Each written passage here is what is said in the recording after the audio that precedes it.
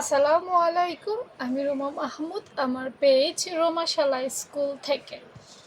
আজকে আমি কোনো কিছু দেখাবো না, আজকে আমি আপনাদের থেকে ইম্পর্ট্যান্ট কিছু জানার চেষ্টা করব। সেটা হচ্ছে যে তালপাট।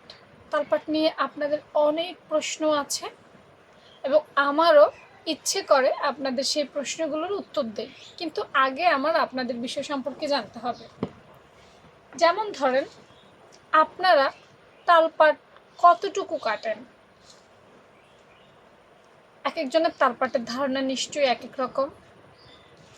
আপনারা আগে আপনাদের কিছু মতামত আমাকে জানাবেন যে আপনারা তালপাটটা কিসের ভিত্তিতে কাটেন। আপনারা কি বডি থেকে মাপ নেন তালপাটের, নাকি আপনারা জামা থেকে তালপাটের মাপ নেন, নাকি স্ট্যান্ডার্ড কোনো মাপ থেকে মাপ নেন? কিভাবে আপনারা তালপাটের হিসেবটা বের করেন?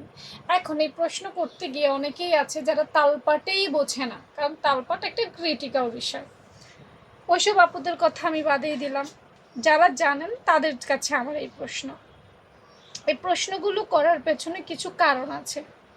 সেটা হচ্ছে যে বডি থেকে কিভাবে তালপাট বের করা যায়, বডি থেকে কি আদৌ তালপাটের মাপ বের করা যায়?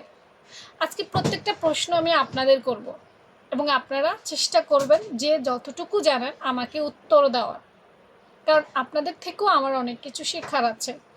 আমি আপনাদের কাছ থেকে কিছু শিখলে নিজেকে ধন্য মনে করব। 2 নাম্বার হচ্ছে যে জামা থেকে কি আপনারা তালপাটের মাপটা বের করেন? আচ্ছা, করলে কিভাবে করেন? কারণ জামা তো সেলাই করার পর সেখানে তালপাট কাটা হয়েছে কি না, কতটুকু হয়েছে, কিছুই তো বোঝা যায় না। তাহলে হিসাবটা মিলান কিভাবে? 3 নাম্বার প্রশ্ন, আপনারা কি কোনো স্ট্যান্ডার্ড মাপ দিয়ে তালপাট কাটেন?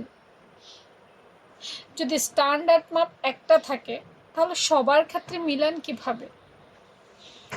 মাঝে মাঝে না আমার অনেক ধরনের প্রশ্ন আসে, কারণ বিষয়গুলো যদি ক্লিয়ার না হয়, দেখা যায় আপনারা একভাবে সেলাই কাজ করেন, আমি একভাবে করি।